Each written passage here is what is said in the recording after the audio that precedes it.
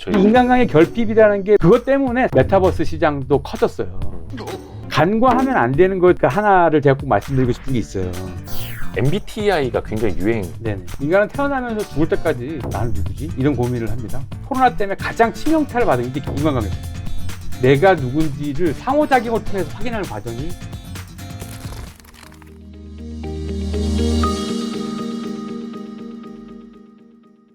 이렇게 이제 비대면이 일상화돼 있고, 네네. 어떻게 보면 이제 비대면을 하다가 대면을 하는 거긴 한데, 여기서 나오는 어떤 심리적인 변화 같은 게 또 반영이 되는 게 있습니까? 비대면에 반영되는 게 있죠.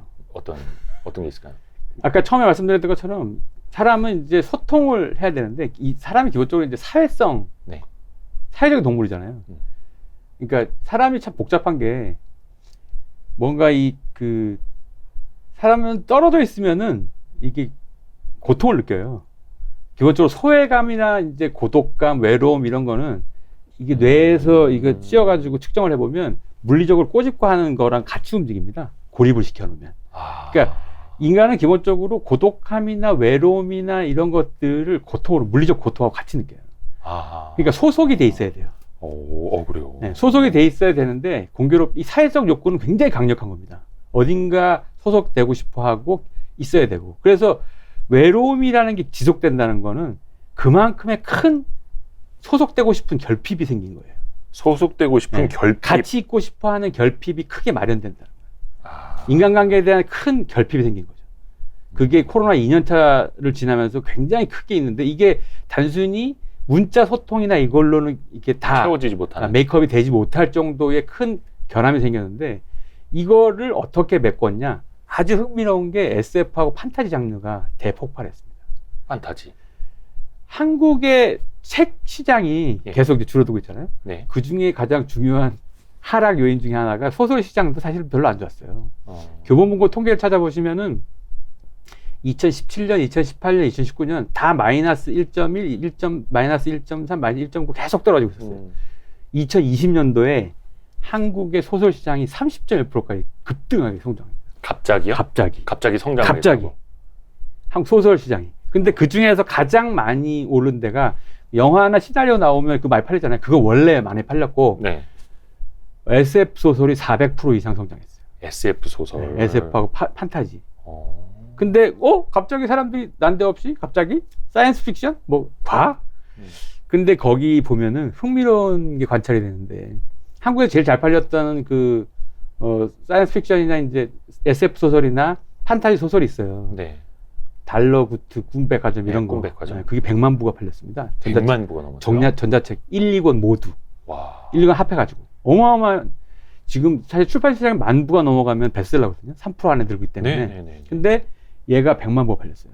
근데 그 내용이 뭐냐면, 현재 주로 인간관계에서 내가 채워주지 못한 거에 대한 꿈을 사는 백화점이에요. 그걸 좋은 감정이라는 걸 돈처럼 지불받고 그걸 사고 파는 건데, 주로 내가 어렸을 때 잃어버렸던 자기 아이를 꿈에서 만나는, 그다음에 내가 고백하지 못했던 그 좋아하는 이성에 대해서 만나는 그걸 꿈으로 사는 거죠. 내가 영화로 만들어지겠네요. 되고 싶었던 그 락스타가 한번, 그러니까 인간관계나 내가 이루어지 못했던 그런 것들을 꿈을 통해서 메이크업 해주는 것을 다루고 있거나, SF 소설에서 가장 이제 주목하는 작가가 김초엽 작가인데, 네. 우리가 뭐 빛의 속도로 갈 수 없다면 이 소설이 작년에 엄청 각광을 받았어요. 상도 엄청 받았고. 근데 그 대표적인 그 소설 안에 보면은 SF 장르예요.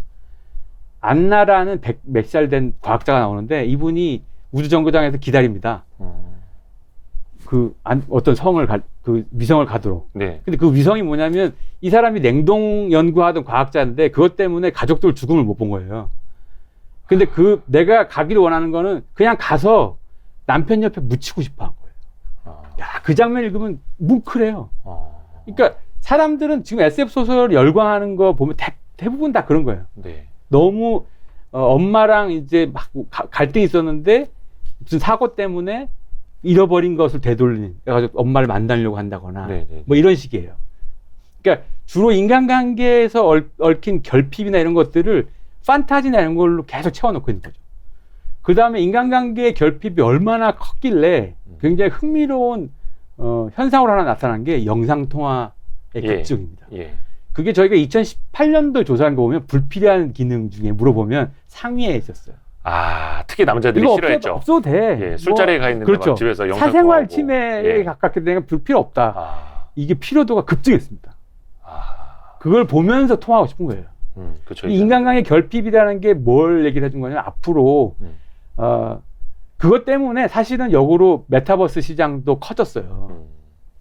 검색어로 보니까 올해 2021년도 5월, 6월 이때부터 막 급증했더라고요. 기업들은 거기 다 뛰어들어가고 싶은데 그렇죠. 요거 관심 있게 보셔야 되는데 지금 뭐 다 관심 있게 보시겠지만 네. 간과하면 안 되는 것 하나를 제가 꼭 말씀드리고 싶은 게 있어요. 시장은 성장할 것 같아요. 왜냐하면 기업들이 다 뛰어들고 네. 여기에는 기업뿐만 아니라 군대도 이제 메타버스로 다 훈련한다고 하더라고요. 그 다음에 뭐 대학생 신입생 하는 것도 다 당연히 그냥 하는 거고. 네네네. 기업이나 학교나 관공서나 뭐 국방부도 다 거기 뛰어드는데 예. 문제는 기관이나 이쪽의 니즈는 폭발해요. 왜냐하면 그 팬데믹이라고 하는 불확실성이 너무 커지면은 네. 대면을 커뮤니케이션 해야 되잖아요. 네. 그거에 안정적인 플랫폼을 만들어야 되니까 요거는 기관한테 좀 더 있어요. 네. 자, 그럼 대중 소비자들은 여기서 도대체 뭘 얻을까? 이걸 생각해 보셔야 됩니다. 메타버스라는 가상 공간을 거기서- 통해서 얻을 수 있는 것. 그러니까 거기서 뭐 제페토라고 하는 데서 막 크게 하는데 결국 거기서 시간과 돈을 써야 되잖아요. 그렇죠. 24시간 중에 말씀드렸죠. 대면 욕구가 엄청나게 결핍이 축적돼 있다고. 네. 코로나 단계가 좀 풀리면 메타버스에서 놀까요? 나가서 친구랑 놀까요? 조금 나가 놀겠죠. 그렇게 될 가능성이 있어요.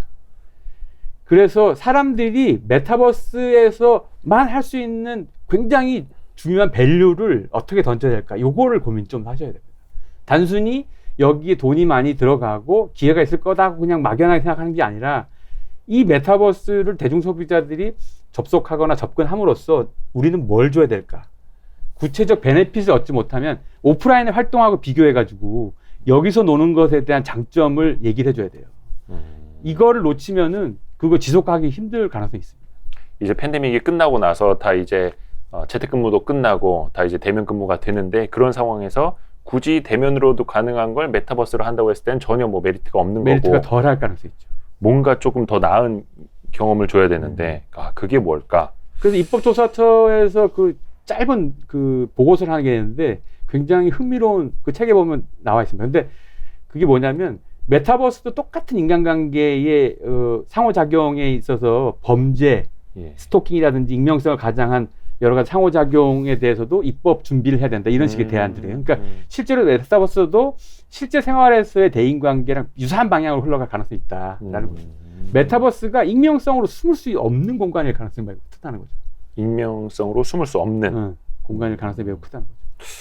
나 자체가 여기서도 이제 뚜렷해지는 예. 거고 뭐 예전으로 따지면 이제 아바타라는 표현 많이 했었었는데 그렇죠. 어떻게 보면 그 아바타라는 영화 그것도 이제 하나의 메타버스 세계였던 거잖아요. 저는 시장을 그렇게 장밋빛으로 보지 않기 때문에. 아 그래요? 근데 이제 그런 건 있죠. 아바타 시대보다는 훨씬 더 뭐랄까 이 중간 현실 때문에 현실성이 이렇게 딱 붙어 있잖아요. 네. 그러니까 메타버스에서 물건을 사거나 누굴 만나면 현실에서 그대로 적용될 가능성이 매우 크기 때문에 뭐 아바타 시대보다 훨씬 더 진일보한 측면이 있어서 사람들과 접점은 확대해 나갈 텐데 그 확산 속도가 얼마나 빨라질 거냐 더뎌질 거냐 하는 거는 현실에서의 관계나 밸류에 비해서 여기에 밸류가 얼마나 현실과 잘 맞춰질 거냐. 소비자들의 욕구가. 확산 속도 이게 가장 중요한 어떤 가치를 주느냐. 소비자들이 경험하는 가치. 지금 이제 많은 투자자분들도 이제 목도하고 계시겠지만 말씀하신 것처럼 상업적인 수요는 어마어마합니다. 어마어마할 것 같아요. 거의 뭐 대다수의 기업들이 메타버스 한다. 그 너무 하고. 많아서 이게 제가 뭘 얘기하기가 좀 겁나는 수준이에요. 무슨 버스 굉장히 많이 하는데 그 안에서 뭐 아이템을 팔려고 하는 데들도 있고 NFT로 만들어서 뭘 팔려고 하는 이런 상업적인 수요는 아니고 공급은 굉장히 많은데 이거 과연 수요자들은 어떻게 생각할지도 한번 생각을 해봐야겠네요. 또 해봐야 되는 혹시 제페토 이런 거 하십니까? 제페토 하다가 재미가 없어가지고. 아 이제 이사님이나 저 정도 되면 이제 재미가 없죠. 재미가 없어요. 실제 사람 만나서 이렇게 하는 게 훨씬 재밌어요. 그래도 요거 하다 보면 요것도 좀 하고. 알겠습니다. 한번 볼까? 이렇게 이제 되는 근데 거죠. 이게 생각해 보면 불과 한 10여 년 전에 더 가야 되는구나. 한 20년 전에 싸이월드 하고 있을 예, 때 예, 이제 예. 부모님이 야, 그 뭐 하는 거냐 이렇게 말씀하신 거랑 거의 똑같은 것 같아요. 네네. 또 우리가 그 세대를 또 이해해야 되는 거야. 근데 MZ 세대한테는 이런 메타버스가 훨씬 더 많이 작용될 수도 있는 그렇죠. 거잖아요. 세대를 딱 끊는다면 예. 바로 메타버스 경험 때문에 4050 이상과 2030 이하가 이렇게 딱 나눠질 것 같아요. 아까 말씀드렸죠. 인간관계를 피곤해한다. 그래서 메타버스에 조금 더 오리엔티되는 타겟층은 확실히 2030입니다. 근데 아까 말씀하신 어떤 사회적인 결핍에서도 인간은 고통을 느낀다고 말씀하셨는데 MZ 세대는 메타버스나 이런 걸 통해서 그걸 또 이제 충족해 나갈 수도 있는 거죠. 하고 2030은 그 사회성 결핍은 그대로 있겠죠. 근데 네. 그거를 끼리끼리 취향 모임으로 어떻게 하든 잘 해결해 나갔어요. 아. 기본적으로. 네. 또 그것도 필요에 의해서 이렇게 필요에 또 대해서. 만들 수도 있는 네. 거고 자기네들 사회성을 주도해서. 사회성을 자기의 욕구나 취향 중심으로 재구성하는 거죠. 이분들의 취향이 굉장히 독특해요. 4050이 이해할 수 없는. 그리고 그 MBTI가 굉장히 유행하잖아요. 네네. 최근에 한 1, 2년 사이에 조금 더 많이 이렇게 빵 떴던 것 같죠. 네. 이것도 그런 어떤 시류랑 좀 유관한 게 직접 있습니다. 관련돼 있죠. 이게 이제 기본적으로 인간은 태어나면서 죽을 때까지 나는 누구지? 이런 고민을 합니다. 기본적으로 정체성 고민이죠. 근데 이 정체성을 보통은 어떻게 해결했냐면 사장님들은 회의실에서 이렇게 딱 맨 뒤에 앉아 있으면서 네. 나를 바라보는 직원들의 발언, 네. 내용, 예. 그다음에 까닥거리는 이제 태도, 음. 태도, 나를 보면서 이렇게 얘기하는 그걸 가지고 아 나는 이런 사람이구나, 아 난 저 사람은 난 이렇게 생각하는구나, 내가 이런 사람이었나 이러면서 이제 스스로에 대한 그 질문을 그렇게 해답을 찾아 나가요. 보통 상호작용을 통해 가지고 사람들은 자기 정체성을 확인하는데 그 저희가 조사를 해보면 코로나 때문에 가장 치명타를 받은 게 경제나 소비 생활도 마찬가지지만 1위가 인간관계거든요. 그게 인위적으로 끊어지고 나니까 내가 누군지를 상호작용을 통해서 확인하는 과정이 뚝 끊어졌죠. 그래서 작년 초에 갑작스럽게 MBTI가 뜨기 시작했습니다. 그러니까 요새는 이제 A형이야 B형 뭐 그런 거 솔직히 안 물어보잖아요. 네. 당신 뭐 내가 보기엔 ISFP 같은데 뭐 예, 이러면서 예, 예. ENTJ인가 사령관 스타일인가 뭐 이러면서 어. 그 대충 E야 I야 뭐 이러면서 얘기를 하잖아요. 다 외우세요? 제가 이제 심리학과 출신이기 때문에 대충 들어서 알고 있습니다. 이사님은 혹시 아 저는 그 말씀드릴 수가 없어요. 왜? 대외비인가요? 대비는 아닌데 네. 겉으로 보는 거랑 너무 다르게 나와가지고 아, 가식. 그럴 수도 있고 네. 농담입니다. 농담. 아니 가식 그럴 수도 있고 아닙니다. 어쨌든 그런 성향 가지고 놀이를 많이 하죠. 그렇게 확인하는 거죠. 자기 정체성에 대한 고민을 심리 검사를 통해 가지고 하고자 하는 욕구는 코로나가 만든 하나의 어떤 유행이 아닐까 이런 생각이 듭니다. 약간 단기적일 수도 있을 것 같습니다. 어떻게 보면 인간관계가 그렇게 이제 자주 있는 게 아니다 보니까 그렇죠. MBTI를 확인을 하면서 조금 더 밀도 있게 관계를 가져가려는 그런 욕구일까요? 그렇죠. 그리고 MBTI를 하면서 성향을 알면 그게 두 사람 얘기할 때 하나의 소재가 되기도 해요. 유대관계를 만들 수 다른 있는. 혈액형이라고 하기엔 너무 이제 단순하잖아요. 근데 이게 MBTI가 그렇다고 해서 나 저런 성격 사람하고 친해지고 싶어. 나 저런 성격 사람 좀 깊이 할래. 이럴 수도 있는 거예요. 그럴 수 있죠. 그게 실제 상호작용에 기반하지 않는 사실 편견을 제공할 수도 있어서 편견, 그렇죠. 네. 좀 이렇게 부정적인 효과가 있습니다. 지금 같은 시대에는 저희가 작년에 이어서 올해 굉장히 강조하는 현상 중에 하나가 또 필터 버블이거든요. 필터 버블. 그러니까 뭐냐면 혼자 머무는 시간이 급증했어요. 그 다음에 이제 디지털 정보 때문에 내가 찾기 전에는 나하고 반대 의견된 정보는 잘 오지도 않아요. 몰라요.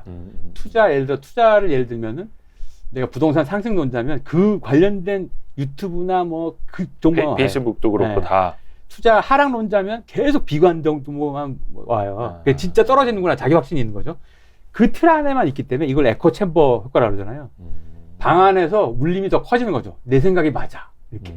이건 이제 필터 버블인데 MBTI도 이렇게 하다 보면 내가 싫어하는 성향을 딱 정해놓고 안 만나는 거죠. 실제 만나면 다르거든요. 그렇죠. 실제 만나서 상호작용보다 이 사람은 E라고 하는데 의외로 내향적인 것 같네. 느낌이란 게 다른 건데 이거를 경험을 깰 수 있는 경험치가 점점 줄어드는 거죠. 편견이 가능해지는 사람입니다. 이것 때문에 저희가 좀 걱정되는 거는 사회적 모든 아젠다나 이런 거에 대해 가지고 사람들이 갈등이 좀 폭발하고 있는 상황이긴 해요. 선거 때문에 이게 좀 더 커질 것 같긴 한데 어쨌든 그런 부정적인 효과가 좀 있습니다. 정치인들은 또 이걸 또 이용할 수도 있겠네요. 그렇죠. 디지털 시대이기 때문에. 확증 편향이라고 하는 것. 확증 편향. 정치적으로 계속 듣고 싶은 것만 들리도록 또 해주는 알고리즘이 너무 좀 심해지기도 하고 있고. 그래서 Y스트릿은 이제 다양하게 콘텐츠 여러 가지 잘 다루고 있습니다. 감사합니다. 그런 역할을 해주셔야 될 것 같아요. 진짜로. 근데 이제 이 필터 버블이라는 게 저도 이제 언론인의 한 사람으로서 굉장히 조금 걱정이 되기는 합니다. 네네. 예. 과거에는 내가 이제 조간 신문 받아보는 것들에 의해서 이제 좀 가려서 볼 수는 있었는데, 아예 이거는 이런 신문이고 이런 신문이고 그렇죠. 근데 지금은 그걸 본인이 판단조차 하기가 되게 힘들어지잖아요. 네네. 내가 확증 편향에 빠지지 않아야지 하면서도 빠질 수가 있는. 어렵습니다. 그래서 점점 더. 그 습관적으로 예를 들어서 반대 정보를 검색어를 남겨놓으면 그 정보도 찾아옵니다. 그러니까 약간 그것도 방법이네요. 필터 버블이 있을 수 있다는 걸 인지하는 게 중요할 것 같아요. 일단은 인지하는 게 중요할 것 같고, 반대 정보를 습관적으로 남겨놓는 것도 한번 필요할 것 같고, 저는 그래서 습관적으로 로그인해서 정보를 안 찾습니다. 잘. 로그인하면 계속 그 기록만 오기 때문에. 맞습니다. 그래서 또 그 활동 정보 네네네. 끄기 이런 거 있지 않습니까? 로그가 계속 남기 때문에. 예, 그래서 그 본인의 로그 기록이랑 맞춤 성향에 따른 뭐 추천 끄기 이런 기능을 좀 활용을 하면 더 좋을 것 같네요. 좋습니다.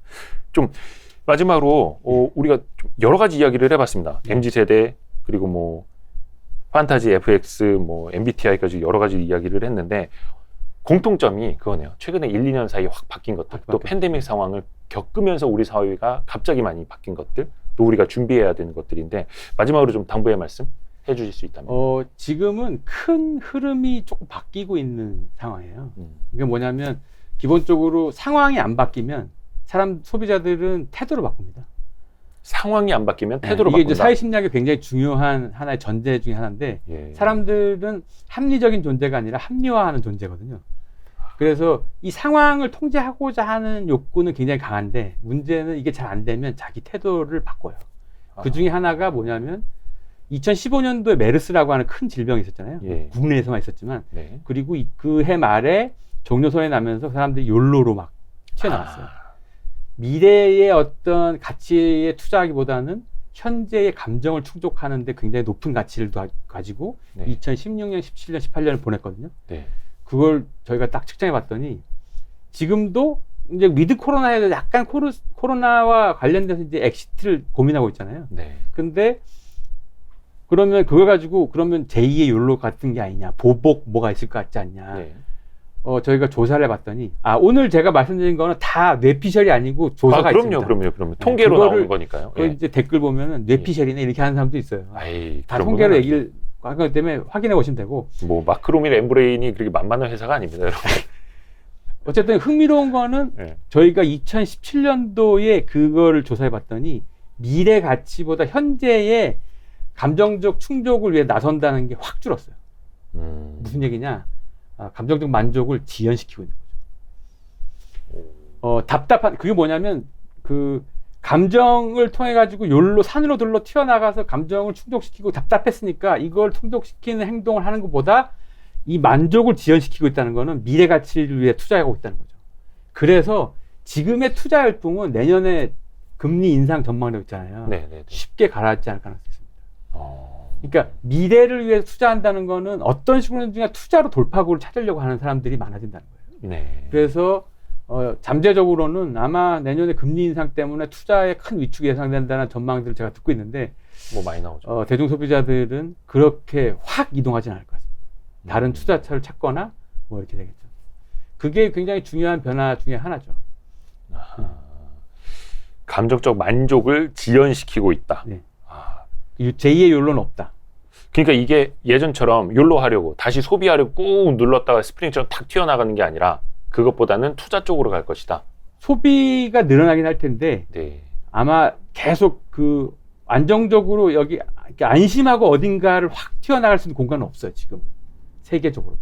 그렇죠. 그래서 약간 불안감들을 억압한 채로 소비가 높낮이가 왔다 갔다 할 거예요. 근데 남은 에너지를 가지고 투자나 미래 가치를 위한 대상들을 끊임없이 찾아 나설 가능성이 매우 큽니다.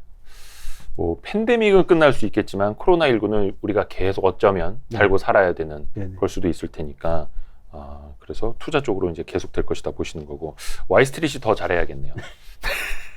네. 아, 우리 윤덕환 이사님 오늘 바쁘신데 시간 내주셔서 너무 감사하고요. 아닙니다. 널널합니다. 아이고, 별 말씀을. 사실 저도 뭐 트렌드 모니터 이 책을 재밌게 잘 봤습니다만 책으로 읽는 것도 재밌고 또 이렇게 말씀을 들으니까 훨씬 더 빨리빨리 와닿네요. 다행이네요. 예, 말씀을 듣고 나서 한번 또 보는 것도 네네. 의미가 있을 것 같고, 예, 해서 이 트렌드 모니터는 사실상 마크로밀 엠브레인이 어떤 뭐 회사의 자원을 좀 쏟아붓는 그런 책이기도 해서 뭔가 좀 기록적인 것도 의미가 있잖아요. 좀. 그렇죠. 예. 그 당대에 사는 소비자들이 어떤 삶을 살았나 그걸 기록하는 의미로 저희가 의미를 두고 있거든요. 그래서 그해 예전 책들도 보시면 아 이때 이랬구나 이런 의미가 있어요. 벌써 14번째 책이기 때문에 그 해에 대중소비자들이 어떻게 삶을 살았고 그래서 그 다음 해를 이렇게 추정했구나 이런 흐름을 읽는 데는 좀 도움이 되실 것 같습니다. 아, 방대한 빅데이터가 있는 회사 마크로밀 엠브레인입니다. 여러분은 이제 트렌드 모니터 이 책으로 익숙하시겠습니다만 엠브레인은 이제 상장사이기도 하고 제가 예전에 방송도 했었고 저는 개인적으로 좀 저희 투자 콘텐츠랑 여기 빅데이터를 좀 연결할 수 있는 게 있지 않을까 해서 좀 더 구체화 한번 해보려고 합니다. 좀 기대해 주시고요. 오늘 마크로밀 엠브레인 윤덕환 이사님 그리고 트렌드 모니터의 저자인 윤덕환 저자 함께했습니다. 고맙습니다. 감사합니다. 감사합니다. 수고하셨습니다. 고생하셨습니다.